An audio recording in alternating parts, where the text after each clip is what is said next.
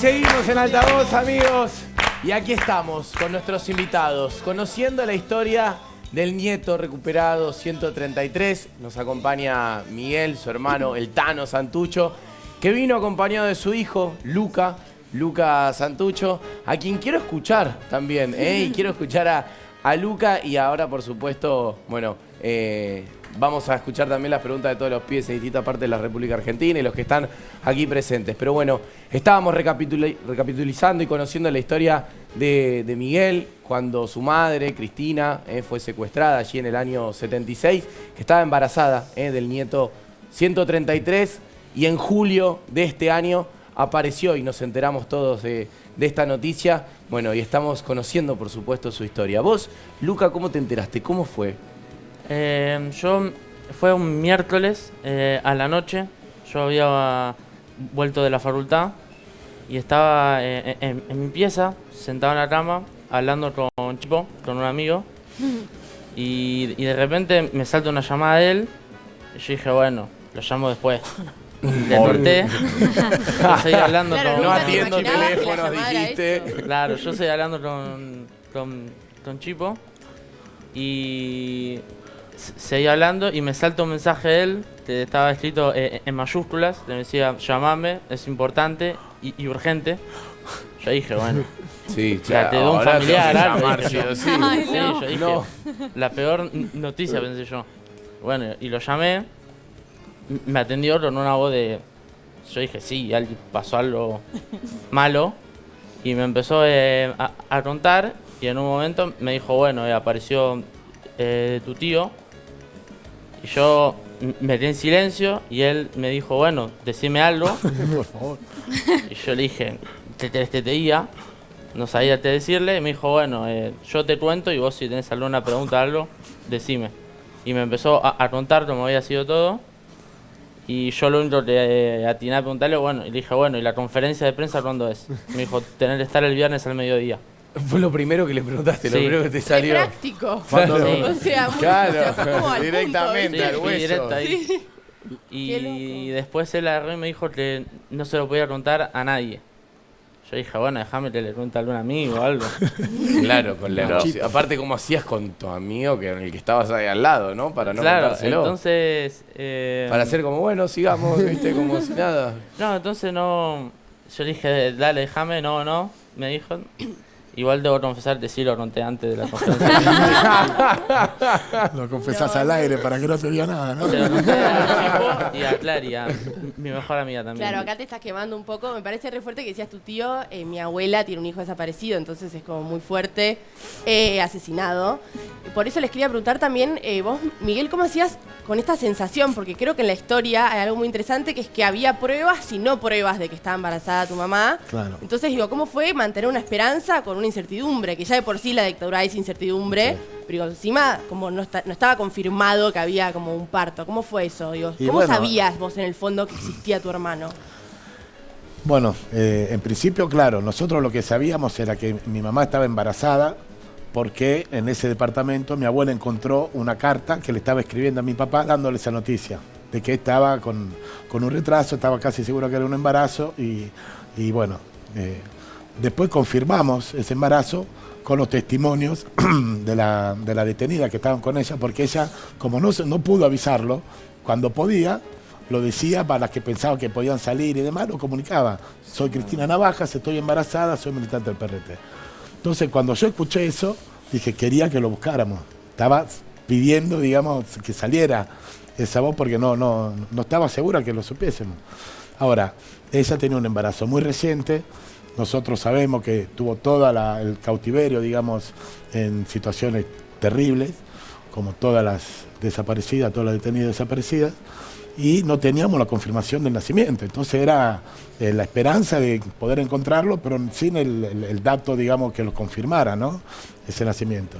Yo me acuerdo que una vez le pregunté a mi abuela cómo hacía para estar tan segura, y ella me miró como diciendo, eso se siente, no se explica en palabras. Wow. Yo dije, bueno, empecemos por ahí entonces. Bien.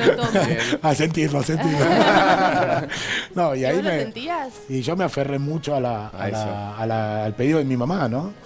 que decía, estoy embarazada. Entonces, si ella quería que supiera que está embarazada, porque tengo que buscar a mi hermano. Perdón, era una búsqueda que no se sabía el género. Claro. No sabías si era hombre, si era mujer, no sabías nada. Yo no sabía tampoco si realmente había nacido. Si estaba realmente, claro. si había nacido, no, por supuesto, pero digo, con la carta decís, bueno. No, claro. Aferrémonos a que existe. Ni siquiera sabés si estaba buscando hombre, mujer. Claro, nada. no. Porque Por además eso. tenías, testimonios anteriores, ¿no? Que habían compartido cautiverio con tu mamá y después posteriores, Claro. pero no del momento del Claro. nacimiento. El posterior fue para mí muy fuerte, porque yo hablé con Adriana Calvo, que la vio después de que había dado luz, en la situación que ella había apenas tenido su hija, Teresa, y estaba con ella, estaba con la beba. Entonces cuando me cuenta de esa escena que estuvo con mi mamá, con mi tía, que se pasaban la beba de brazo en brazo, le pregunto, ¿pero ella no te dijo nada de su embarazo, de su beba? Me dice, no, nada, absolutamente nada. Y yo en el momento pensaba, bueno, puede ser que no lo haya tenido. En cambio, ahora es la confirmación de que ella no se lo dijo para cuidarla, para no darle miedo. O sea que Claro. después de todo el cautiverio, después de todas las que tuvo que pasar, seguía pensando en las compañeras, seguía pensando en el bien, ¿no? O sea, seguía iluminando de su luz propia. Eso que bueno, para mí la reivindicó totalmente, ¿no? La llegada de mi hermano resignificó no solo mi vida, sino también la imagen que tenía de muchas otras, ¿no? Luciana, perdón, ¿qué es lo que se sabía? ¿Cuáles eran los datos que se tenían? Y estaban sobre las Cristina? cartas que había empezado a escribir la mamá del Tano, que tenía la abuela y que después le llegó al papá. Y después había algunos testimonios de compañeras que habían estado en Orleti, porque ella pasa por distintos centros clandestinos. Primero la llevan a automotor. Bueno, primero parece que pasa por la Superintendencia de Seguridad Federal, que era un centro clandestino que está ahí en la calle Moreno. De ahí hay un llamado telefónico de la mamá del Tano a la abuela y les pregunta si los chicos estaban con ella.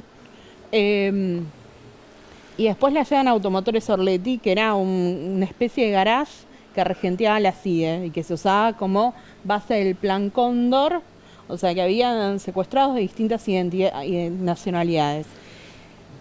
Ahí está más o menos hasta fin de mes, hasta fin de julio del 76, la trasladan a lo que es Puente 12. Y después, para fin de año, para diciembre, fines de diciembre, va al Pozo de Banfield, que ahí es donde se entiende que nació. Claro, ya con un embarazo. Claro. Bueno, ahí la ve Pablo Díaz, que es uno de los sobrevivientes de la Noche de los Lápices, Pablo, y la ve con un embarazo muy avanzado. Claro.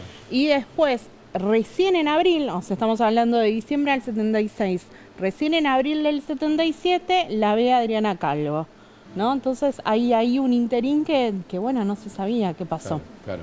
Vamos a nuestro Zoom, ¿les parece, chicos? Que hay muchas preguntas, muchas manos levantadas. A ver, Luz en Tierra del Fuego, te escuchamos. ¿Cómo están, chicos? Un placer, gracias por toda su historia compartida.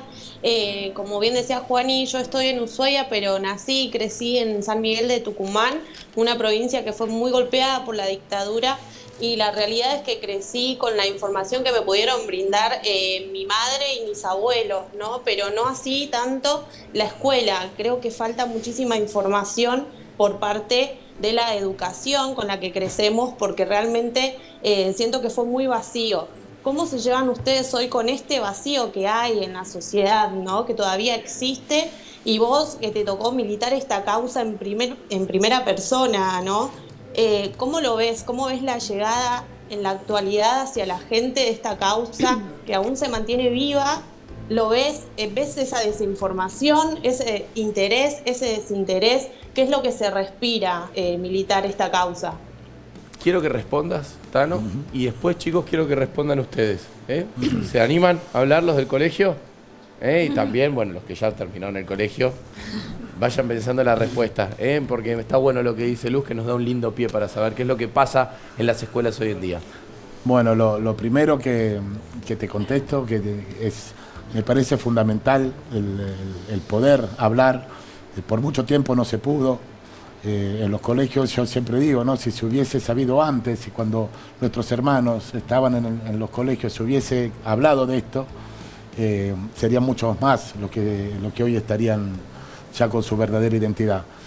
Yo cotidianamente trabajo con jóvenes, yo trabajo en la Casa por la Identidad, hago parte de las visitas y realmente siento que hay una necesidad muy grande de transmitirles el hecho de que el derecho a la identidad no es solo una cuestión que está anclada a la dictadura y que tiene que ver con el pasado.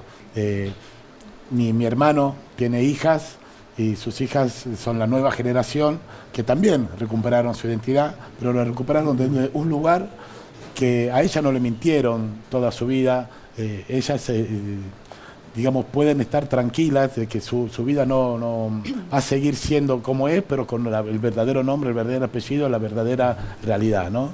Entonces yo siempre digo que para poder cortar este daño al tejido, esta falta de identidad que no solo tienen los 300 hombres y mujeres que estamos buscando, sino también sus hijos, que es la generación de ustedes, es importantísimo que ustedes puedan apropiarse de este concepto, que lo puedan codificar según sus propios códigos, con sus propios medios, formas, porque si no es una bajada de justamente una generación a la otra que no tiene, ustedes lo tienen que resignificar para que realmente podamos decir que en esta generación cortamos, ¿no? Nosotros estamos trabajando para que los bisnietos puedan directamente hacerse el estudio en algún día y puedan sacarse la duda de si es de su verdadera identidad, el verdadero apellido que están llevando, pero ese es el traspaso generacional que de alguna manera estamos esperando. Los escucho, chicos. ¿Se habla de esto en el colegio, Mati? Yo me sumo un poco a la pregunta que acaban de hacer y para ponerme de ejemplo, a mí en el colegio la verdad es que no me explicaron nada y mucho me enteré recién armando el programa con los chicos que me decían, pero ¿cómo no sabes esto? ¿Pero cómo esto? ¿Cómo lo otro? Mi pregunta va para Luca, que más o menos tenemos la... ¿Querés preguntarle sobre esto? Porque quiero escucharlos a todos. Quiero escucharlos a todos. Vos decís entonces que en tu colegio no te hablaron de nada. No, fue tremendo. Mucho por películas, viste, que las vimos nosotros, pero que información plena, nada. Nada, perdón, ahí tienen el micrófono en la mano, ¿querés decir? ¿Cómo es tu nombre? Abril. Abril. ¿Cuántos años tenés, Abril? 16. 16. Yo este año me empecé a interesar más porque en la escuela nos empezaron a hablar más de esto, pero es real que mucha información durante mi vida, o sea, no hubo. Recién me empecé a informar más gracias a que este año, tipo... ¿Te interesaste vos? Claro, también por los 40 años de la democracia y todo eso. Y está muy piola que se empiece a informar más en las escuelas y todo eso. Está muy bien. Gracias por compartir. ¿Quién más? ¿Alguien más quiere hablar? No se pasa. No, está muy bien. Ahí pedían el micrófono. ¿No? A ver, acá quieren el micrófono. Pásalo por acá. Eso. ¿Nombre? Julián. Julián, ¿cuántos años, Julián? 16. 16. Contanos. Bueno, la verdad es que sí, es bastante importante que hablaran de este tema a temprana edad. Últimamente se está hablando cada vez más de este tema y bueno, la gente se está enterando mucho más antes. Así que es bueno saberlo. Bueno, Lucas, vos conviviste con esto toda tu vida, pero en el colegio se hablaba, te metí la S, ¿no, Lucas? No, está bien. Estoy acostumbrado ya. Sí, yo desde mi casa ya se hablaba el tema. Nunca me sentaron y me dijeron, tu abuela está desaparecida, están buscando a tu tío. Ya nací escuchando eso de charlas que había, entonces ya me acostumbré. Pero sí, en mi etapa en la primaria y en la secundaria no se veía tanto. En algún libro por ahí aparecía el apellido y mis compañeros me decían, mirá, tiene tu mismo apellido. Yo sí, bueno, le tenía que explicar un poco la historia y... O sea, vos le explicabas a tus compañeros Claro. lo que había pasado. Sí, me pasó un par de veces que había un libro de historia que nos hacían abrir y ponerle que en una parte hablaba sobre los años 70, la dictadura y demás, y había una parte donde se nombraba a los grupos armados y estaba el ERP y abajo aparecía Santucho. Y mis compañeros en modo de chiste me decían, mira, tiene tu mismo apellido, no tenían ni idea. Claro. Y yo, bueno, sí, soy familiar y les explicaba un poco la historia. Pero sí, hace un par de años, cuando yo esté en el secundario, no se tocaba el tema demasiado. Ahora en la facultad en la que estoy sí se habla mucho, hay bastante conciencia sobre eso, pero sí es verdad que a nivel general, macro, no se habla tanto del tema en las escuelas. Seguimos con las preguntas. Nos vamos a Salta. Está Rocío con la mano levantada. Bueno, quiero darle las gracias a los invitados por estar acá y hablar de este tema, y voy a responder un poquito a tu pregunta, Juani, para hilar con lo que quiero decir. Y es que al menos hay una mirada diferente acá en el interior, porque hay provincias que, como bien dijo Luz, lo sufrieron más, y otras que, como Salta, no lo sufrimos tanto, y tenemos una mirada más como que esto pasó en Buenos Aires o en otros lugares. Y lamentablemente, y acá lo quiero relacionar con mi pregunta, en este último tiempo surgieron personas que han tomado esta idea, ¿no?, de que vuelvan por ahí estas épocas de los militares, más allá de la política, sin meternos en ese tema, simplemente la idea ha vuelto a sonar, y me parece algo que estaría bueno que las personas que lamentablemente vivieron las consecuencias de esto nos comenten qué sienten ellos cuando escuchan por ahí a jóvenes, ¿no?, de nuestra edad, que no saben qué es lo que pasó, que no están informados, defienden una idea tan peligrosa, tan complicada. Bueno, a mí sin duda la sola idea no me genera un rechazo, pero al mismo tiempo un compromiso. O sea, ahí hay que trabajar más. Yo, desde mi lugar, durante toda mi vida, estuve tratando de sembrar memoria, de construir conciencia de lo que pasó, de tratar justamente de que nunca más sea nunca más. Yo siento que la gran parte de la sociedad argentina, con el 2x1, cuando la movilización, la espontaneidad de lo que pasó, cuando todo el Parlamento votó por unanimidad que esa gente tenía que seguir presa, pensé que bueno, que era un tema que estaba saldado, pero también es cierto que el público se renueva, como diríamos, y hay que continuar todo el tiempo a recordar lo que ya se construyó y ya debería estar en la conciencia de todos y todas, ¿no? De que bueno, lo que pasó en la dictadura no tiene que volver nunca más, y que la única forma de que no vuelvan es defendiendo la democracia. Volviendo a la historia, Miguel, me gustaría saber, porque supimos tu reacción, cómo fue el llamado, que no te parabas de mover. Como ahora. Y eso estoy sentado. Claro. Pero ¿cómo fue la reacción de tu hermano? No, mi hermano, bueno, es un ser muy, muy lindo. Yo puedo decir, no enamorado de mi hermano. Tiene mucha tranquilidad, a pesar de que seguramente por dentro hay un huracán, porque lo que le está pasando es muy, muy fuerte, pero tiene modos tranquilos, piensa más de lo que habla, así que me sorprendió porque no en ningún momento lo vi alterado, digamos, ¿no? Siempre bastante ubicado, pero sí, bueno, con un cariño y unas ganas. Yo siempre lo digo, él hizo el trabajo más difícil, que fue encontrarnos, ¿no? Que fue encarar ese camino de buscar su propia identidad, de querer saber quién es. ¿Cuándo empezó a dudar él? Él tenía sembrada la duda desde mucho tiempo. ¿Toda la vida? No toda, pero después de los 20 y pico años, ya le habían dicho que podía no ser hijo de esa persona que decían ser sus padres. ¿Quién se lo dijo?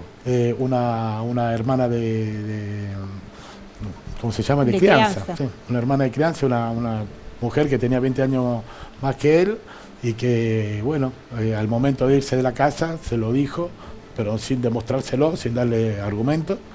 Y bueno, o sea, la hermana de crianza que estuvo con él toda la vida, 20 años mayor, cuando se va de la casa, le dice: tus padres no son tus padres biológicos. Sí. Y ahí cómo arranca él a reconstruir esa historia, porque debe ser difícil también, para vos buscarlo y para él encontrarse. Claro, lo que pasa es que bueno, para ir él siempre buscó una respuesta dentro del hogar. Siempre exigió que dijeran la verdad la misma persona que se le había negado hasta ese momento. Cuando se dio cuenta que por ahí no iba a conseguir nada, pero eso lamentablemente es algo que pasa con muchos de los nietos y nietas que recuperan su identidad en forma espontánea, digamos, ¿no? Necesitan antes poder de alguna manera sentir que esa relación ya no está. Entonces, algunas veces el hecho que fallecen y que los liberan, digamos, de la responsabilidad, porque el tema es es que, bueno, ahí hay una relación de muchos años, ¿no? Que implica que uno está poniendo en juego y está poniendo en duda. Y qué importante ahí es el laburo de abuelas. ¿Qué pasa cuando alguien llega a abuelas con esta duda? Bueno, cuando llega con esa duda, que fue lo que pasó. ¿Qué fue lo que pasó? Claro, él llegó a abuela. Uno... ¿Cuándo fue? ¿Cuándo llegó? ¿Puede ser que la pandemia frenó? Sí, él se acercó por primera vez antes de la pandemia. Tenía que conseguir las documentaciones particulares para presentarse a la CONADI para solicitar el análisis.